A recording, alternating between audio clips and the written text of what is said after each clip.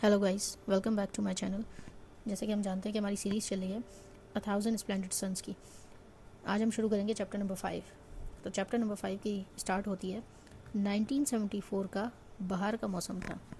मरियम अब 15 साल की हो चुकी थी। अपने जन्मदिन के करीब वो नाना और जलील के साथ कोलवा के बाहर बैठी थी। तीनों पेड़ों की छाया में कुर्सियों पर बैठे बात कर रहे थे। अचानक मरियम ने मुस्कुरा कर कहा, मुझे पता है कि इस साल मुझे अपने बर्थडे पर क्या चाहिए। जलील ने प्यार से उसकी तरफ देखा और हौसला बढ़ाते हुए पूछा, अच्छा बताओ, क्या चाहिए? ये बात मरियम काफ़ी दिनों से अपने दिल में संभाले बैठी थी। कुछ हफ्तों पहले जलील ने उसे बताया था कि उसके सिनेमा में एक नई अमेरिकन फिल्म लगी है। उसने समझाया था कि ये आम फिल्म नहीं बल्कि एक कार्टून है। मरियम के लिए ये बिल्कुल नई चीज़ थी। जलील ने बताया कि इस तरह की फिल्म हज़ारों तस्वीरों को एक के बाद एक इतनी तेज़ी से दिखाकर बनाई जाती है कि देखने वाले को लगता है जैसे तस्वीरें ज़िंदा होकर चल रही हों। उसने फिल्म की कहानी भी सुनानी शुरू की थी। कहानी एक बुज़ुर्ग खिलौना बनाने वाले आदमी की थी जो तन्हा था और एक बेटे की तमन्ना रखता था। एक दिन वो लकड़ी का एक पुतला बनाता है और किसी जादू की तरह वो पुतला एक जीते जागते लड़के में बदल जाता है। मरियम इस कहानी से इतनी मुतासिर हुई कि उसने जलील से एक और सुनाने की ज़िद की। जलील ने उसे बताया कि उस बुज़ुर्ग और उसकी लकड़ी के बेटे के साथ बहुत सी रोमांचक घटनाएं होती हैं। उनकी यात्रा में एक अजीब और दिलचस्प जगह भी है जिसे प्लेजर आइलैंड कहा जाता है। बस इतना सुनना ही मरियम के लिए काफ़ी था। उसके दिल में एक ख्वाहिश जन्म ले चुकी थी। वो इस फिल्म को सिर्फ सुनना नहीं बल्कि अपनी आंखों से देखना चाहती थी, और अब अपने 15वें जन्मदिन पर वो इसी ख्वाहिश को जलील के सामने रखने वाली थी। मरियम ने जलील की सुनाई ही कार्टून की फिल्म की कहानी पहले ही मुल्ला फैजुल्ला को बड़े शौक से सुना दी थी। अब उसके दिल में सिर्फ एक ही ख्वाहिश थी, वो इस फिल्म को अपनी आंखों से देखना चाहती थी। उसने हिम्मत जुटा कर जलील से कहा, मुझे अपने सिनेमा ले चलिए, मैं वो कार्टून देखना चाहती हूँ। मैं उस लकड़ी के लड़के की कहानी खुद देखना चाहती हूँ। जैसे ही ये अल्फाज मरियम के मुंह से निकले, माहौल अचानक बदल गया। उसने महसूस हुआ कि नाना और जलील दोनों एक दूसरे की तरफ देख रहे हैं। दोनों की खामोशी में एक अजीब सी बेचैनी थी। नाना ने बहुत नरमी से लेकिन साफ अल्फाज में कहा कि ये ठीक ख्याल नहीं है। बाहर से उसकी आवाज़ पुरसुकून थी, क्योंकि जलील के सामने वो हमेशा अपने गुस्से को छुपा लेती थी, लेकिन मरियम उसकी आंखों में सख्ती और इल्ज़ाम दोनों देख सकती थी। जलील भी परेशान नज़र आया। वो अपनी कुर्सी पर बेचैन सा हिलने लगा, गला साफ किया और बहाने बनाना शुरू कर दिए। उसने कहा कि सिनेमा की तस्वीर इतनी अच्छी नहीं है, आवाज़ भी ठीक नहीं चल रही है और प्रोजेक्टर भी अक्सर ख़राब रहता है। फिर उसने नरमी से कहा कि शायद मरियम किसी और बर्थडे गिफ्ट का सोच ले। नाना ने तुरंत बात पकड़ ली और मरियम को याद दिलाया कि देखो, तुम्हारे वालिद भी मेरी बात से सहमत हैं। लेकिन मरियम ने अपनी उम्मीद नहीं छोड़ी।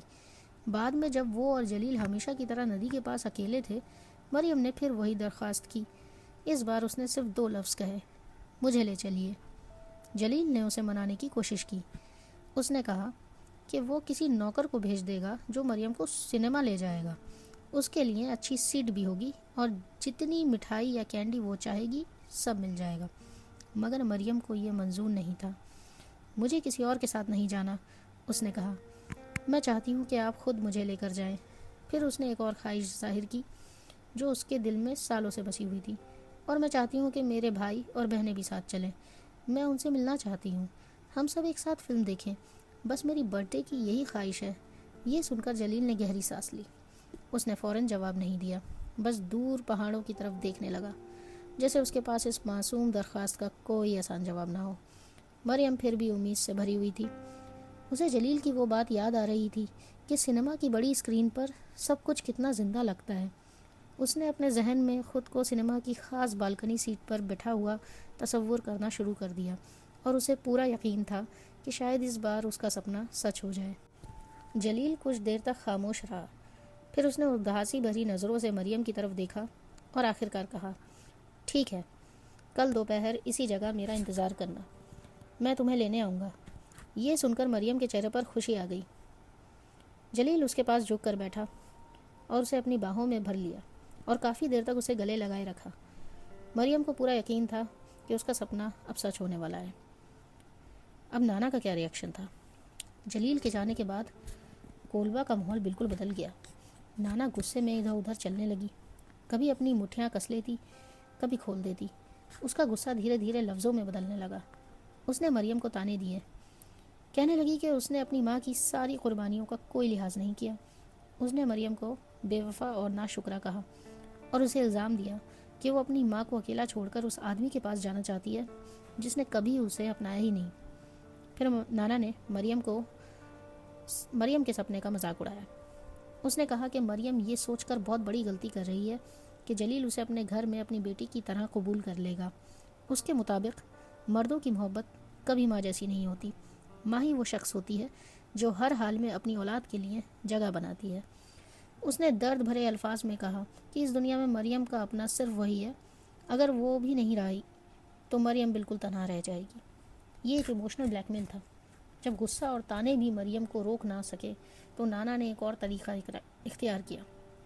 اس نے روتے ہوئے کہا کہ اگر مریم چلی گئی تو اس پر پھر سے دورہ پڑ جائے گا، وہ مر بھی سکتی ہے۔ اس نے بار بار التجا کی کہ مریم اسے چھوڑ کر نہ جائے۔ میں تم سے محبت کرتی ہوں مریم جو، اس نے آنسوؤں کے ساتھ کہا۔ مریم کی خاموشی، لیکن مریم نے کوئی جواب نہیں دیا۔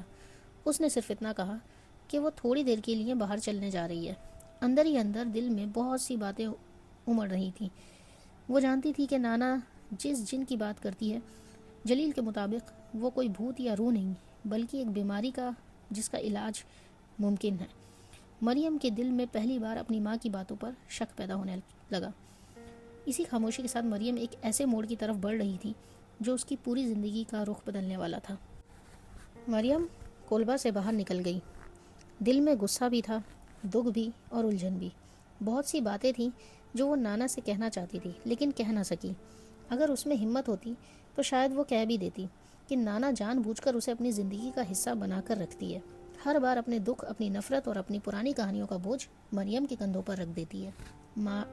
مریم کو پہلی بار محسوس ہوا کہ نانا صرف دنیا سے ہی نہیں بلکہ اس کی خوشیوں سے بھی ڈرتی ہے۔ شاید اسے خوف تھا کہ اگر مریم خوش ہو گئی تو وہ اسے ہمیشہ کے لیے کھو دے گی، لیکن یہ سب صرف مریم کے دل کی باتیں تھیں، وہ انہیں زبان پر نہ لا سکی۔ وہ اپنی پسندیدہ جگہ کی طرف چل پڑی، ایک چھوٹی سی اونچائی جہاں سے پورا ہیرات نظر آتا تھا۔ نیچے شہر اپنی پوری شان کے ساتھ پھیلا ہوا تھا۔ اسے ویمنز گارڈن دکھائی دیتا، مشہور 400 بازار اور سکندر اعظم کے پرانے قلعے کے خنڈر بھی۔ دور سے ہیرات کی بلند میناریں آسمان کو چھوتی ہوئی نظر آتی تھیں۔ مریم نے شہر کی گلیوں کو دیکھا اور سوچا کہ وہاں کتنی زندگی ہوگی، لوگ، بیل گاڑیاں، کھچر اور روزمرہ کی بھاگ دوڑ۔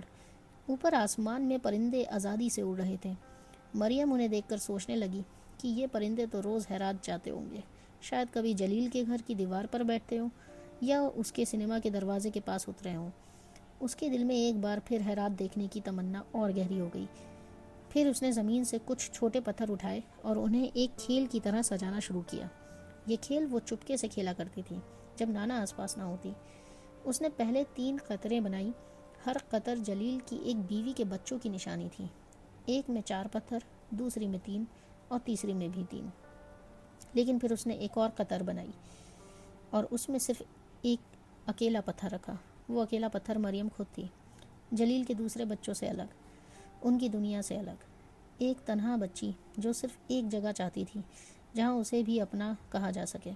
اگلی صبح مریم جلدی اٹھ گئی۔ اس نے اپنا سب سے اچھا کریم رنگ کا لباس پہنا، کاٹن کی سلوار اور ہرا حجاب اوڑھا۔ آج وہ دن تھا جس کا اس نے کتنے عرصے سے انتظار کیا تھا۔ آج جلیل نے وعدہ کیا تھا کہ وہ دوپہر کو آئے گا اور اسے سنیما لے جائے گا۔ مریم نے صبح بہت احتیاط سے تیاری کی۔ اس نے کریم رنگ کا لباس پہنا تھا اور اس کے پاس صرف ہرا حجاب ہی تھا۔ حجاب اس کے کپڑوں سے بالکل میل نہیں کھا رہا تھا، لیکن سفید حجاب تو کب سے کیڑوں نے خراب کر دیا تھا، اس لیے اس کے پاس اور کوئی چوائس نہیں تھی۔ تیار ہونے کے بعد اس نے دیوار پر لٹکی گھڑی دیکھی۔ یہ گھڑی ملا فیض اللہ کا دیا ہوا تحفہ تھی۔ سوئیاں 9 بجے دکھا رہی تھی۔ اس کا دل چاہتا تھا کہ باہر جا کر نانا سے بات کرے، لیکن پھر اس نے اپنا ارادہ بدل دیا۔ اسے پتا تھا کہ اگر وہ سامنے گئی تو نانا اسے پھر سے بے وفائی کا الزام دے گی اور اس کے سپنوں کا مذاق اڑائے گی اور اس کے حوصلے توڑنے کی کوشش کرے گی۔ وقت کاٹنا مشکل ہو رہا تھا۔ مریم بیٹھ گئی اور جلیل کی سکھائی ہوئی ایک چھوٹی سی ٹرک دوبارہ کرنے لگی۔ وہ بنا پینسل اٹھائے ایک ہی لائن میں ہاتھی کی تصویر بنانے کی پریکٹس کرتی رہی۔ اتنی دیر تک بیٹھی رہی کہ اس کا جسم اکڑ گیا، لیکن وہ لیٹنا نہیں چاہتی تھی۔ اسے ڈر تھا کہیں اس کا نیا لباس سکڑ نہ جائے۔ آخرکار جب گھڑی نے 11:30 بجائے، مریم نے اپنی جیب میں وہ 11 چھوٹے پتھر رکھ لیے جو اس نے کل جمع کیے تھے۔ پھر وہ اسٹریم کی طرف چل پڑی۔ راستے میں اس نے نانا کو دیکھا۔ وہ ایک کرسی پر ویپنگ ولو کے سائے تلے اکیلی بیٹھی تھی۔ مریم سمجھ نہیں پائی کہ نانا نے اسے دیکھا بھی تھا یا نہیں۔ دونوں کے بیچ ایک خاموشی تھی جو ہر لفظ سے زیادہ بھاری لگ رہی تھی۔ مریم ندی کے اسی کنارے پہنچ گئی جہاں جلیل نے اسے ملنے کا وعدہ کیا تھا۔ وہ انتظار کرتی رہی۔ آسمان میں بھورے رنگ کے بادل آہستہ آہستہ تیر رہے تھے۔ انہیں دیکھ کر اسے جلیل کی ایک بات یاد آ گئی۔ اس نے کبھی سمجھایا تھا کہ بادلوں کا نچلا حصہ اس لیے اندھیرا دکھتا ہے کیونکہ گھنے بادل روشنی کو روک لیتے ہیں اور اپنا سایہ خود بنا لیتے ہیں۔ تھوڑی دیر اور گزر گئی لیکن جلیل نہیں آیا۔ مریم واپس کولبا گئی اور گھڑی دیکھی۔ اس بار دوپہر ہونے میں صرف کچھ ہی وقت باقی تھا۔ اس نے خود کو تسلی دی، جلیل ایک بڑے بزنس مین ہے۔ اس نے سوچا شاید کوئی ضروری کام آ گیا ہوگا۔ یہ سوچ کر وہ پھر سے اسٹریم کے پاس لوٹ گئی اور دوبارہ انتظار کرنے لگی۔ اوپر کالے پرندے چکر لگا رہے تھے اور مریم کے دل میں امید اب بھی زندہ تھی کہ کسی بھی لمحے جلیل نظر آ جائے گا، لیکن ہر گزرتا ہوا پل اس امید کو دھیرے دھیرے امتحان میں بدل رہا تھا۔ مریم نے کافی دیر تک ندی کے کنارے انتظار کیا۔ وقت گزرتا گیا، پیر سن ہونے لگے، لیکن جلیل کہیں نہیں نظر آیا۔ آخر اس نے ایک فیصلہ کیا جو اس نے زندگی میں کبھی نہیں کیا تھا۔ اس نے اپنے پاجامے کو گھٹنوں تک سمیٹا، ٹھنڈے پانی کو پار کیا اور پہلی بار اکیلی ہیرات کی طرف چل پڑی۔ اور پھر اسے احساس ہوا کہ نانا کی ہر بات سچ نہیں تھی۔ نہ کسی نے اس پر ہنسی اڑائی، نہ کسی نے اسے عجیب نظروں سے دیکھا، کسی نے اسے حرامی کہہ کر نہیں پکارا، نہ ہی کسی نے پتھر پھینکا۔ شہر کے لوگ اپنے ہی زندگی میں مصروف تھے۔ مریم بھی انہی میں سے ایک عام سی لڑکی بن کر چل رہی تھی۔ شہر اس کے لیے بالکل نیا تھا۔ چوڑی سڑکیں، آنے جانے والے لوگ، سائیکل چلاتے بچے، گاڑوں کی گاڑیاں اور ہر طرف زندگی کی ہلچل۔ سب کچھ اس کی سوچ سے بالکل الگ تھا۔ کچھ دیر بعد وہ ایک خوبصورت پارک میں پہنچی۔ بیچ میں پانی کا ایک بڑا سا تالاب تھا جس کے کنارے سنگ مرمر کے گھوڑوں کے مجسمے بنے ہوئے تھے۔ مریم حیرانی سے انہیں دیکھنے لگی اور دھیرے سے ان پر ہاتھ پھیر کر ان کی ٹھنڈی سطح کو محسوس کیا۔ تالاب کے پاس کچھ بچے کاغذ کی کشتیاں پانی میں چلا رہے تھے۔ چاروں طرف رنگ برنگے پھول کھلے ہوئے تھے۔ لوگ آرام سے چل رہے تھے، بینچ پہ بیٹھ کر چائے پی رہے تھے اور شہر اپنی روانی میں چل رہا تھا۔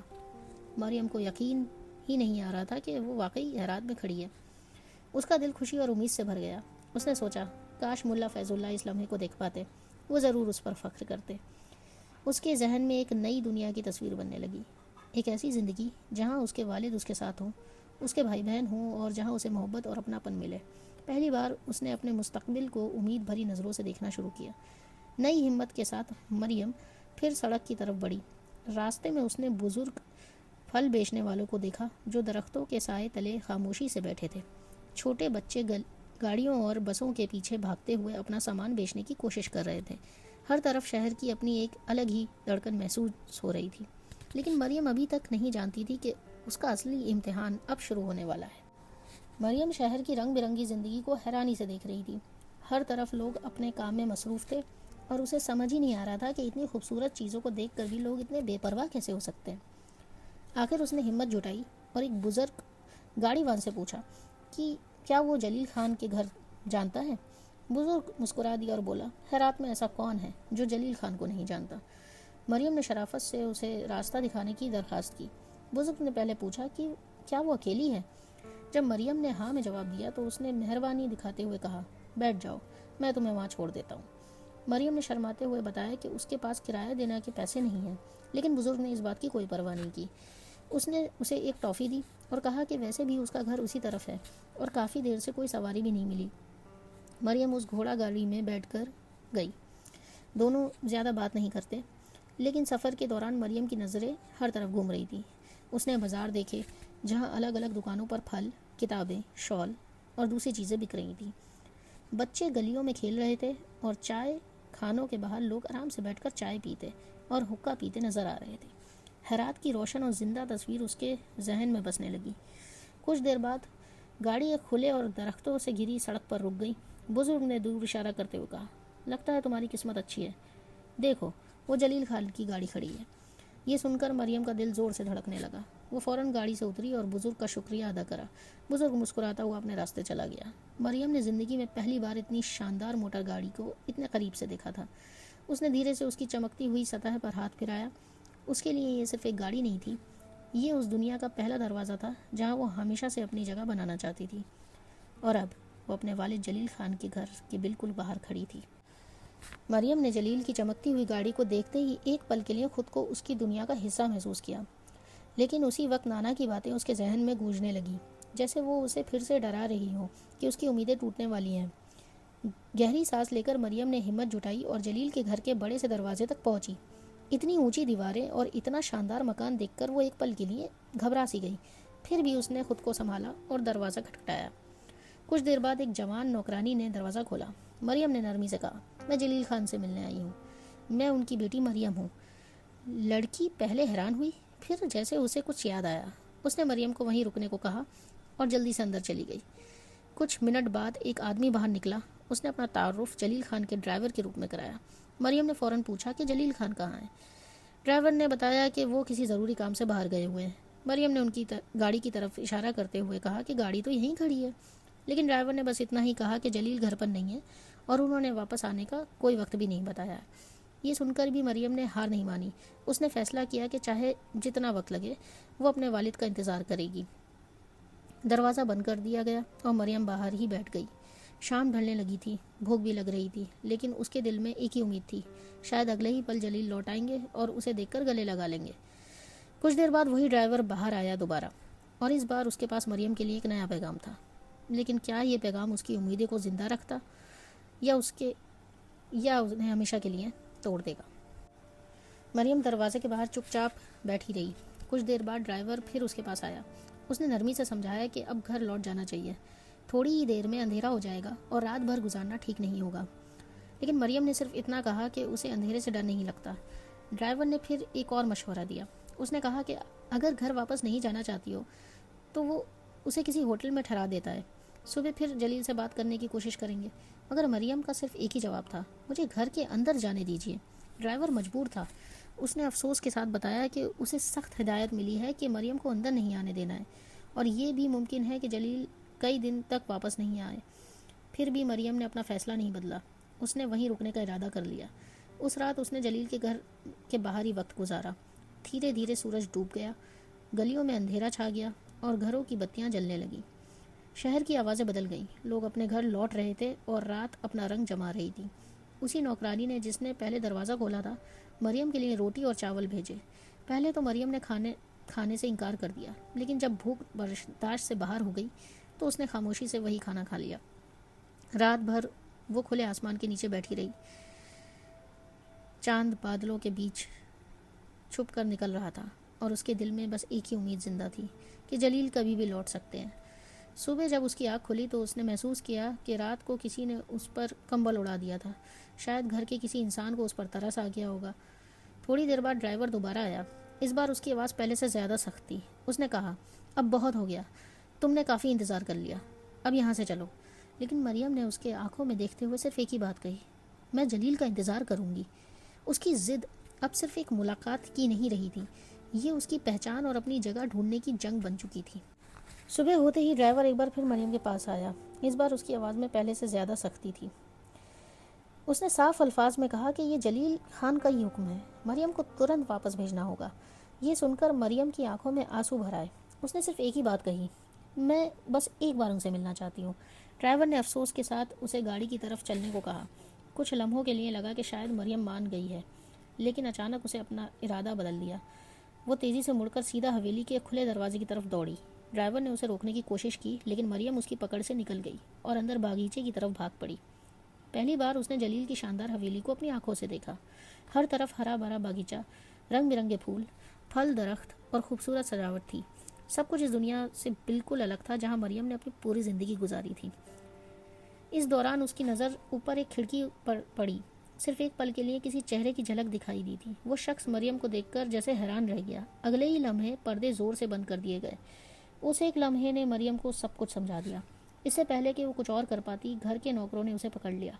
वो छूटने की कोशिश करती रही, रोती रही, लेकिन किसी ने उसकी बात नहीं सुनी। जब उसे ज़बरदस्ती गाड़ी तक ले जाया जा रहा था, उसकी जेब में रखे वो 11 कंकड़ भी ज़मीन पर बिखर गए।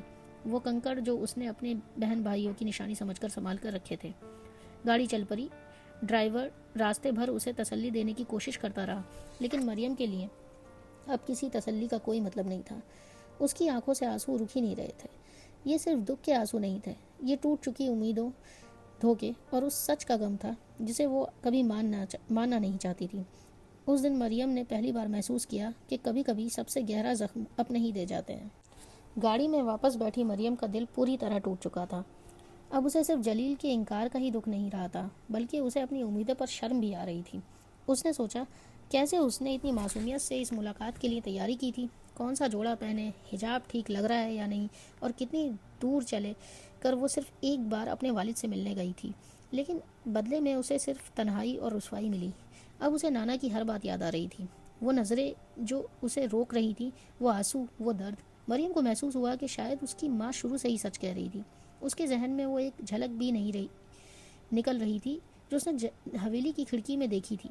उसने महसूस कर लिया था कि जलील ने ही उसे देखा था, लेकिन फिर भी उसे मिलने बाहर नहीं आए। इसी ख्याल ने उसका दिल और भी ज़्यादा तोड़ दिया।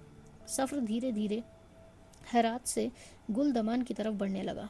रास्ता पहचाना हुआ था, लेकिन मरियम के अंदर सब कुछ बदल चुका था। अब उसके जहन में सिर्फ एक ही सवाल घूम रहा था, वो नाना का सामना कैसे करेगी, किस तरह माफ़ी मांगेगी, और क्या नाना कभी उसे माफ़ कर पाएगी। कुछ देर बाद गाड़ी रुक गई। ड्राइवर ने बड़ी नरमी से मरियम को नीचे उतरने में मदद की और उसके साथ कोलबा की तरफ चलने लगा। रास्ते में फूल खिले हुए थे, मक्खियाँ और मधुमक्खियाँ मंडरा रही थीं। हर तरफ कुदरत अपनी रवानी में थी, लेकिन मरियम के अंदर सिर्फ खामोशी थी। जब वो दोनों नदी पार करके आगे बढ़े, अचानक ड्राइवर का चेहरा बदल गया। वो घबरा कर मरियम के सामने आ खड़ा हुआ। रुक जाओ, वापस चलो, अभी मत देखो, उसने जल्दी जल्दी कहा। उसने मरियम की नज़र रोकने की पूरी कोशिश की, लेकिन अब बहुत देर हो चुकी थी। हवा का एक तेज़ झोंका चला और सामने का मंजर मरियम की ज़िंदगी हमेशा के लिए बदलने वाला था। अगले पल मरियम ने जो देखा, उसने उसकी दुनिया पूरी तरह हिलाकर रख दी। मरियम ने उस ड्राइवर की बात नहीं मानी। उसकी नज़र उस झूलते हुए पेड़ की तरफ उठ गई। हवा का एक तेज़ झोंका चला और वीपिंग विलो की लंबी शाखें एक पर्दे की तरह एक तरफ हट गईं। उस एक पल ने मरियम की पूरी ज़िंदगी बदल दी। पेड़ के नीचे वो कुर्सी पड़ी थी जहाँ नाना अक्सर बैठकर उसका इंतज़ार करती थी, लेकिन आज सब कुछ अलग था। मरियम की नज़र ऊपर गई और उसने एक रस्सी को पेड़ की शाख से लटकता हुआ देखा। उस रस्सी के साथ जो मंजर था, उसने मरियम के होश उड़ा दिए। उसकी सांसें रुक गईं, पैरों तले ज़मीन खिसक गई। वो समझ गई कि उसकी एक ज़िद, एक फ़ैसले ने सब कुछ हमेशा के लिए बदल दिया है। उस लम्हे में उसे महसूस हुआ कि उसके बचपन की दुनिया एक ही पल में बिखर गई हो। जलील का धोखा, अपनी गलती का बोझ और माँ को खो देने के दर्द, सब एक साथ उसके दिल पर टूट पड़े। इसी पल मरियम की ज़िंदगी का एक और नया और बहुत ही दर्दनाक सफ़र शुरू होता है। तो चलिए दोस्तों, यहाँ हमारा चैप्टर नंबर 5 कंप्लीट होता है और ये काफ़ी बड़ा चैप्टर था और ये वीडियो अराउंड 24 मिनट्स होगी और नेक्स्ट वीडियो में हम चैप्टर नंबर 6 स्टार्ट करेंगे। Okay guys, bye bye.